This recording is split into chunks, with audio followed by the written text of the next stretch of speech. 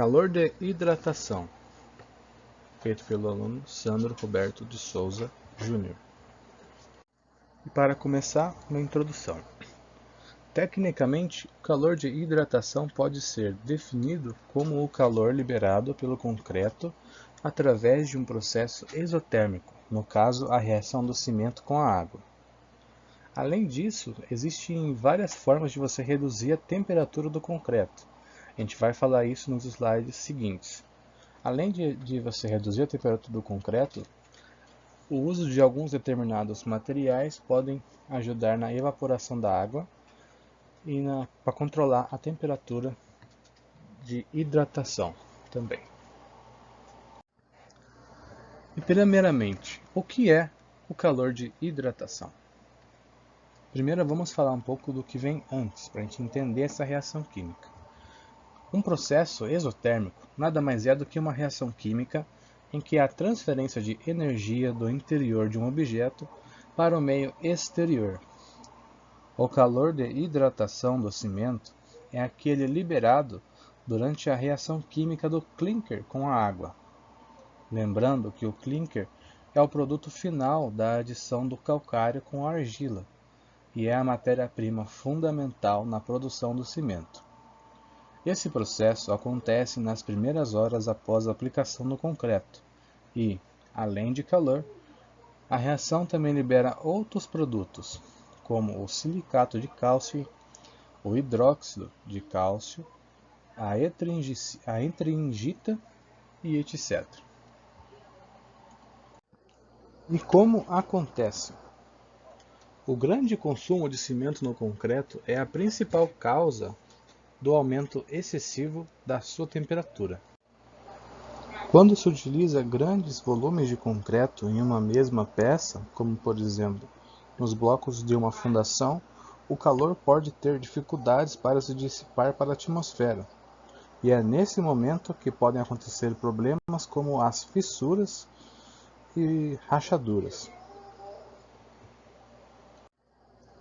Também pode acontecer que nas construções, nas obras, onde o calor é muito grande devido à temperatura do sol, ou por causa da estação do ano também acontece esse calor de hidratação.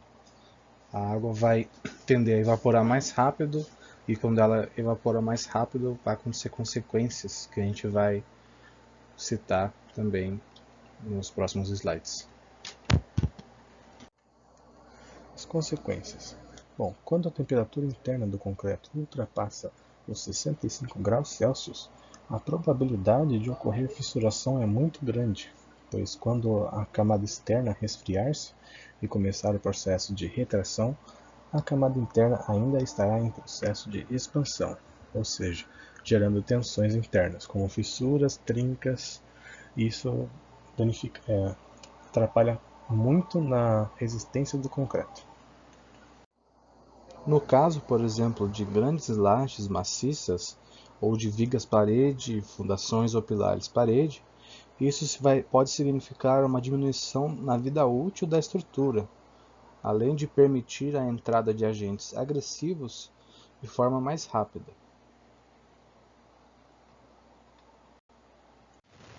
Como reduzir o calor de hidratação no concreto? Muitas variáveis podem influenciar o processo de calor de hidratação, desde a composição dos materiais do concreto ao planejamento da concretagem.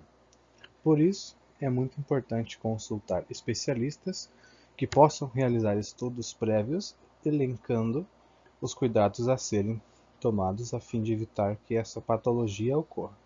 Podemos citar alguns deles a seguir. O primeiro, não permitir a exposição excessiva ao sol. Bom, às vezes pode acontecer de todas as providências e cálculos terem sido observados para evitar o problema, mas no entanto, a exposição excessiva do concreto ao sol nos primeiros dias após a sua aplicação comprometerá toda a sua previsão inicial. Por isso, é importante evitar essa exposição por meio de estruturas adequadas para a proteção ou programando a concretagem fora do horário de maior exposição ao sol, preferencialmente no período noturno. Mas, como tem várias construções grandes que não têm condição de trabalhar de noite, até porque não faz muito sentido mesmo, temos algumas outras alternativas. Utilizar camadas de concretagem. Bom, as camadas de concretagem, por serem menos volumosas, são capazes de evitar que o calor permaneça no interior do concreto, e isso permite que ele se espalhe pela sua superfície. Isso impede o acúmulo excessivo de calor pela simples diminuição do volume do concreto em uma determinada área. Ou seja, se eu quero fazer, por exemplo, uma fundação para um prédio e ela tem que ter 2 metros de profundidade, eu posso fazer ela em camadas, tipo, em um dia eu faço meio metro ou 1 metro e no dia seguinte eu faço o outro mais 1 metro. E assim por diante, né? Depende de quantos você tem que dividir, tem que realizar os cálculos previamente. Realizar uma boa cura do concreto. A cura do concreto consiste em medidas adotadas para diminuir a evaporação da água contida em seu interior, como resultado do aumento da temperatura.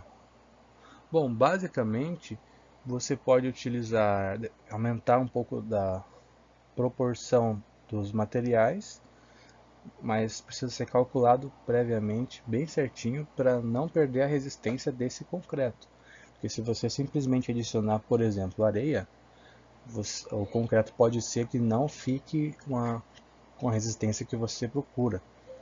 Então é muito importante você pesquisar bem o tipo de material que você vai utilizar e a área que esse concreto vai ser situado. Por exemplo, uma construção de um prédio ou então a construção de algum órgão público, como um hospital. Depende muito do tipo de obra, porque se você preparar um concreto muito fraco, ele pode não aguentar o tranco. Refrigerar o concreto com gelo. Quando há uma necessidade maior de diminuir o calor produzido pelo concreto, pode-se recorrer a essa técnica, que consiste em incorporar gelo juntamente com a água adicionada na mistura, com o intuito de fazer com que o material bombeado tenha uma temperatura ambiente. Assim, a maior temperatura atingida após a aplicação não será tão excessiva. Mas como a maioria das obras não tem condição também de colocar gelo no concreto, que isso pode acontecer com que a mistura crie poros de água quando você vai aplicar ela. É recomendado também utilizar uma água em temperatura ambiente, mas num lugar de um reservatório coberto, que não tenha exposição ao sol nem ao calor. Daí a água vai estar fresca, então isso ajuda bastante no resfriamento do concreto. Não precisa ser com gelo. Temos também a refrigeração interna. Bom, a pega do concreto é o momento em que começa a haver a sua hidratação ou endurecimento. Então, a refrigeração nessa fase é feita por meio de pequenas tubulações contendo água gelada. Essas tubulações são introduzidas no núcleo do concreto, ainda fresco, e permanecerão dentro dele após o endurecimento. Dependendo do material utilizado para fazer esse tipo de resfriamento, essa própria tubulação serve para aumentar a resistência do concreto também. Mas tem algumas tubulações de diâmetros muito grandes que não é recomendado utilizar. Normalmente é recomendado utilizar um cano de 25 milímetros ou menor, porque é simplesmente para resfriar um certo volume do concreto que você está aplicando. Controlar a quantidade de cimento. O cimento é o responsável pela reação exotérmica que ocorre no concreto. Portanto, a melhor maneira de evitar o excesso de calor na massa é utilizar a menor quantidade possível desse aglomerante. Podemos realizar essa redução através de várias formas, tais como a utilização de aditivos superplastificantes, que possibilitam a redução da relação água e cimento sem prejudicar a fluidez do concreto, e ou a utilização de adições minerais, como a sílica ativa, que possibilita a redução de cimento sem perder a resistência final. Então você não precisa necessariamente reduzir a quantidade de cimento e colocar mais areia ou mais outros aglomerados. Você pode fazer uso desse aditivo. Não só o superplastificante, como também pode usar outro, dependendo da área em que esse concreto vai ser situado. Controlar a temperatura dos materiais constituintes do concreto. A liberação de calor começa apenas após a hidratação do cimento, mas é possível reduzir a temperatura máxima resfriando os materiais constituintes do concreto, como a areia e a brita, antes que a reação do cimento ocorra.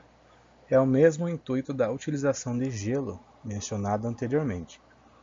Como esses materiais ficam expostos ao sol na usina de concreto, muitos profissionais indicam que sejam instalados pulverizadores de água nesses depósitos, a fim de diminuir a temperatura dos mesmos.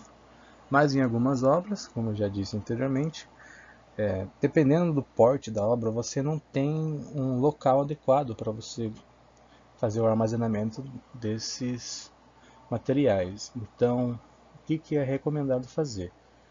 Você pode irrigar ele com a mangueira mesmo, dependendo do tipo de obra, ou se for uma obra muito grande, por exemplo, um prédio com vários pavimentos, você pode fazer um depósito provisório, simplesmente para você guardar esses materiais, porque assim ele vai ficar longe do sol e a temperatura dele vai diminuir. E por último, mas não menos importante, projetar peças mais finas. A eliminação do calor acontece por meio do contato do concreto com o ar. E vale lembrar que o concreto é um mau condutor de calor. Por isso, as peças mais largas tendem a dissipar o calor mais lentamente. Agora, um exemplo, que já foi até calculado. Em um pilar de 40 cm por 50 cm, o calor gerado no centro da peça precisa caminhar, entre aspas, quase 20 centímetros até atingir a face e ter contato com o ar. Se você alterar a seção transversal, conseguirá reduzir esse caminho que o calor precisa fazer, favorecendo a condução do calor.